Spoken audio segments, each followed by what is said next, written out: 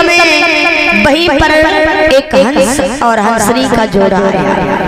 हंस और हंसनी का जोड़ा आया तो उसी समय जब कछुआ के नेत्र चमक रहे थे तो हंस और हंसनी ने वो नेत्र मोती समझ करके चुंग लिए। जब नेत्र चुंग लिए तो कछुआ की आंखों से खून की धारा बहने लगी। तो उसी समय मेरे भैया जब कछुआ की आंखों से खून की धारा बहने लगी, ये दृश्य देखा है हंस और हंसनी ने।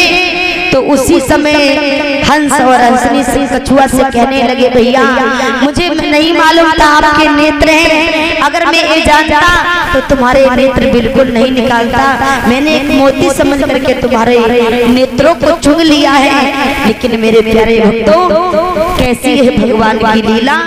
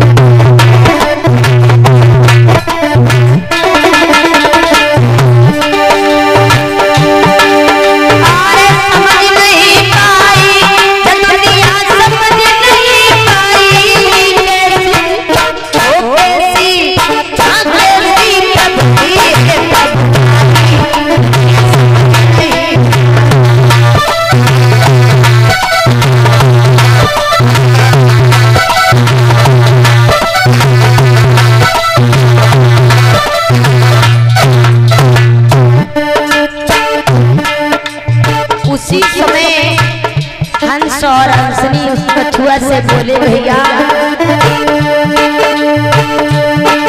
हरी धीरज धरो, करो मत चिंता, युक्ति समझ में आई।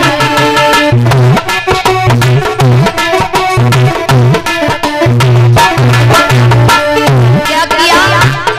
हंस और हंसनी एक लकड़ी को लेकर के आए। जवाब दिया, अब तुम चिंता मत करो,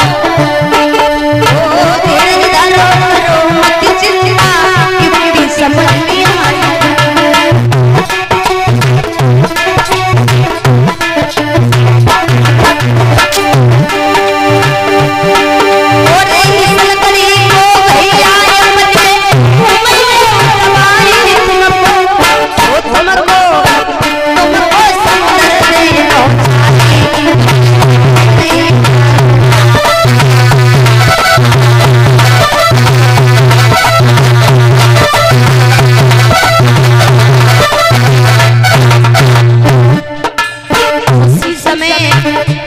लकड़ी को लेकर के आए।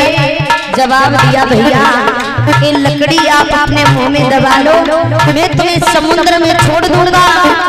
ऐसा ही किया कछुआ ने। जैसे वो लकड़ी मुंह में दबाई, एक और लकड़ी हंस पकड़े है मुझसे, एक और हंसनी जब लकड़ी को लेकर के चले, कछुआ साथ में जा रहा है। तो हुआ क्या? अरे लकड़ी दोनों कछुआ संग में जा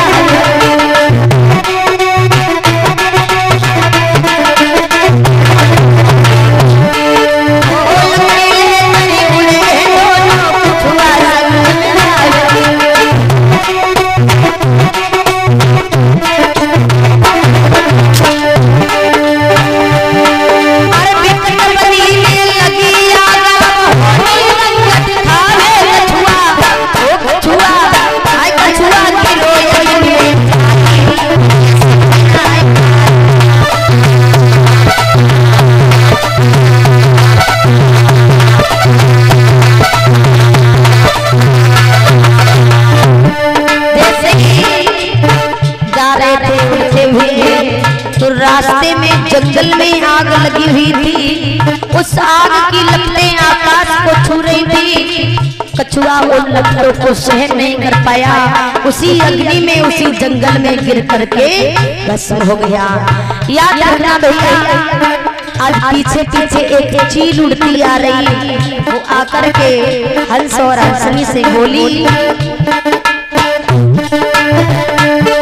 अरे पीछे पीछे उड़ी चील आए गुस्सा में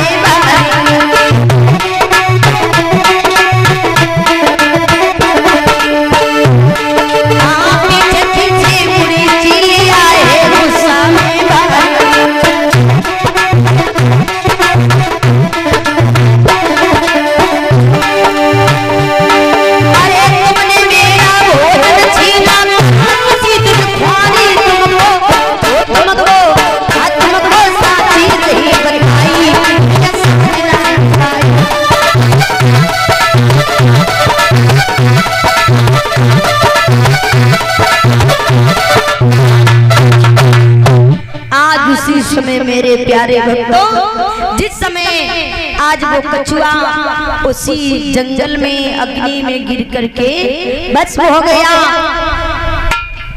तो धीरे धीरे कहते हैं श्री सुखदेव जी, हे राजा परीक्षित,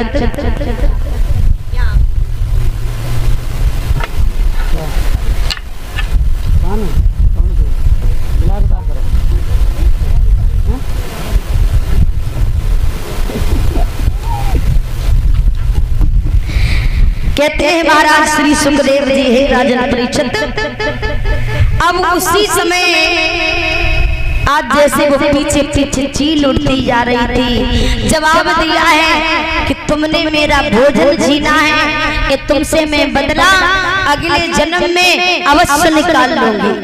इतना कह करके वो चील भी उसी अग्नि में उसी जंगल में गिर करके भस्म हो गई।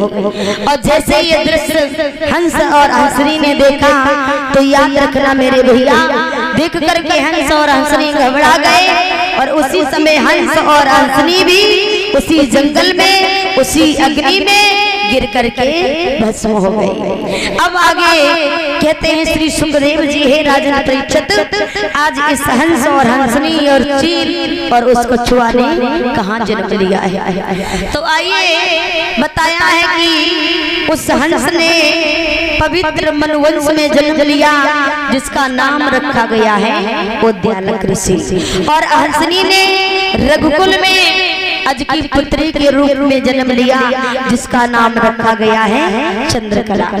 तो मेरे भैया धीरे धीरे वो समय गुजरता गया, जब कुछ सियाने हुए तो चंद्रकला का विवाह आज के उद्यालक ऋषि के साथ में किया गया है। तो धीरे धीरे समय के अनुसार मेरे भैया अब चील जो थी, चील ने एक वीर के घर में जन्म लिया, जिसका नाम पड़ा विद्यावती। धीरे धीरे जब समय गुजरता जा रहा है, जब महाराज चंद्रकला का विवाह उद्यालक ऋषि के साथ किया गया है, तो समय के अनुसार आज इन दोनों को एक पुत्र रत्न की प्राप्ति हुई। जब वो पुत्र हुआ तो उस पुत्र का नाम रखा गया नासकेतु। धीरे धीरे बेटा कुछ सियाना हुआ तो एक दिन की बात है, चंद्रकला और उद्यालक ऋषि दिन में जब बैठे हुए थे आपस में बातचीत कर रहे थे, तो दिन में उद्यालक ऋषि ने अपनी पत्नी चंद्रकला के साथ सहवास किया। अब जैसे ही बेटा नासकेतु ने अपने माता पिता के दृश्य को देखा, तो उसी समय नासकेतु श्राप देता है कि जाओ मैं तुम्हें इसी समय श्राप देता हूँ, तुम दोनों अंधे हो जाओ। आज जब श्राप दे दिया तो नासकेतु जो था भगवान का भजन करने के लिए चला गया, और उसी समय ये चंद्रकला और उद्यालक ऋषि अंधे हो जाते हैं। जब अंधे हो जाते हैं, याद रखना एक वही नासकेतु था जो पूर्व जन्म में कछुआ था, जिसके नेत्र हंस और हंसनी ने निकाल लिए थे। अब धीरे धीरे नासकेतु तो भगवान का भजन करने के लिए चला गया। अब भगवान की क्या लीला है, इन अंधों और अंधों को दोनों को एक पुत्र रत्न की फिर प्राप्ति हुई, जिस पुत्र का नाम रखा गया है श्रवण कुमार। आज श्रवण कुमार धीरे धीरे जब कुछ सियाना हुआ तो इनकी शादी हुई है वही विद्यावती के साथ में जब शादी हुई, लेकिन श्रवण कुमार की पत्नी अपने पति की सेवा मन लगा करके करती है और अपने सास ससुर की सेवा कैसे करती है भैया। एक दिन की बात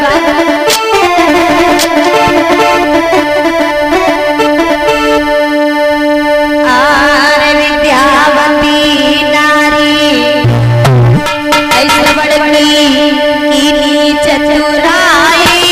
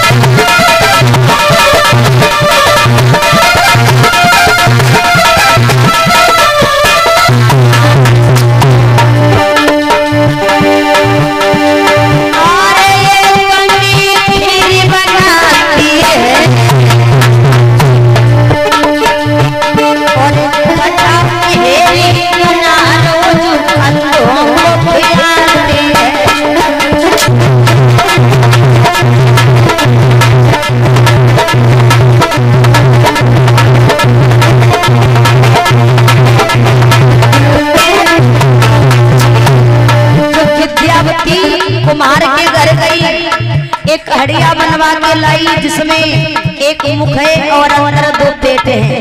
तो एक में अपने पति के लिए खीर बनाती है और अपने सास ससुर के लिए मेहंदी बनाती है। लेकिन हुआ क्या,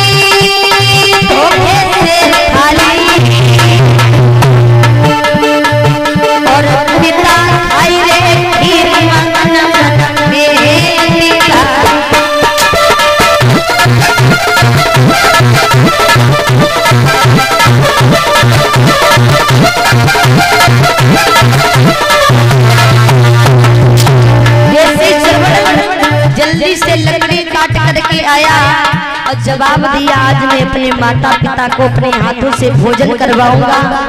लेकिन धोखे से थाली बदल जाती है। मेहरी वाली थाली श्रवण कुमार के पास आ गई, खीर वाली थाली महाराज उद्यालय कृषि चंद्रकला के पास। जैसे मेहरी श्रवण ने खाई और जवाब दिया अपनी पत्नी से, आरे पति है तू ना गिनी पाती, आरे पति है तू ना गिनी पाती,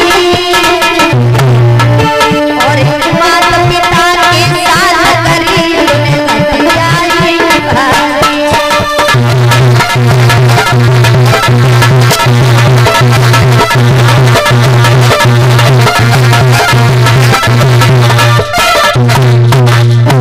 जिस समय मेरे भैया आज विद्यावती अपने पति के लिए खीर बनाती है, सास ससुर के लिए मेहंदी बनाती है। एक दिन जब श्रवण कुमार जल्दी से लकड़ी काट करके आया, कहने लगा आज मैं अपने माता पिता को अपने हाथों से भोजन करवाऊंगा। मेरे भैया धोखे धोखे से थाली बदल जाती है और जैसे ही उद्यालय ऋषि और चंद्रकला ने जब खीर खाई, अपने बेटा श्रवण कुमार को जवाब दिया, बेटा आज से पहले कभी हमने ऐसी खीर नहीं खाई। खाई और जैसे मेहरी श्रवण ने खाई जवाब दिया, ओ नागिन तूने मेरे माता पिता के साथ दुर्व्यवहार करके अच्छा नहीं किया है, इसलिए आज से मैं अपने माता पिता को कामर में बिठा करके तीर्थ यात्रा करवाने के लिए ले जाऊंगा। उसी क्षण श्रवण कुमार जंगल में पहुंचा, चंदन की लकड़ी काट करके लाया, एक बड़ी सुंदर कांवर बनाई और अपने अंधे माता पिता को कांवर में बिठा करके लेकर के तीर्थ यात्रा कराने के लिए चल दिए। जैसे चल दिए, आज विद्यावती रोने लगी, स्वामी मुझे छोड़ करके मत जाओ, मुझसे बहुत बड़ी गलती हो गई। लेकिन महाराज श्रवण कुमार ने अपनी पत्नी की एक बात नहीं सुनी। अपने माता पिता को लेकर के जिस समय चल देते हैं तो उसी समय मेरे भैया धीरे धीरे जब आगे बढ़ते जा रहे हैं,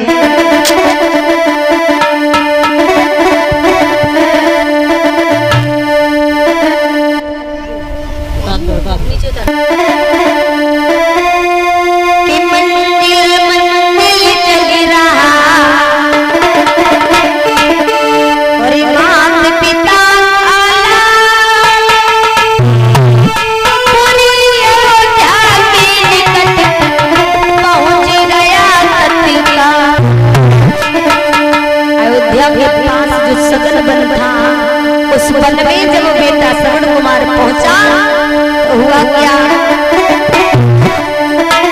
कि व्याकुल तनी है धूप से प्यास सही ना जा, अंधी अंधायूं कहे सुनो श्रवण चितला। जब वो सघन वन में पहुंचे तो अंधे माता पिता को बड़ी तेज से प्यास लगी है। आज बड़ी तेज से धूप पड़ रही है, जब प्यास लगी, प्यास के कारण गला सूखने लगा। श्रवण कुमार के माता पिता बोले, बेटा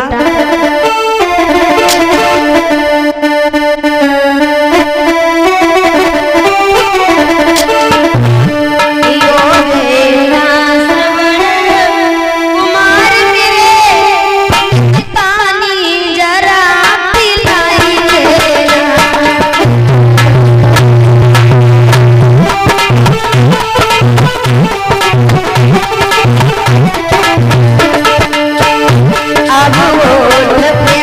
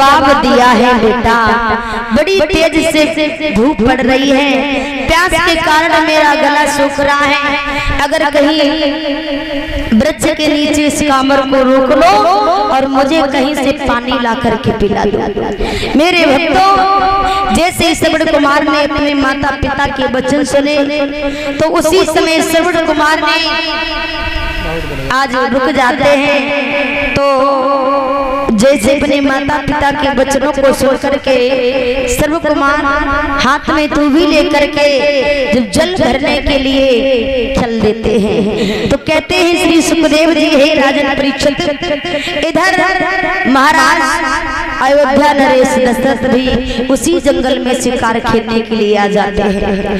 जैसे बेटा श्रवण कुमार एक सरोवर के पास पहुंचा है जल भरने के लिए, उन्होंने जैसे तूबी जल में डुबोई तो उसी समय मेरे भैया क्या थी भगवान की लीला, जब राजा दशरथ उसी जगह पर शिकार खेलते हुए आए तो हुआ क्या,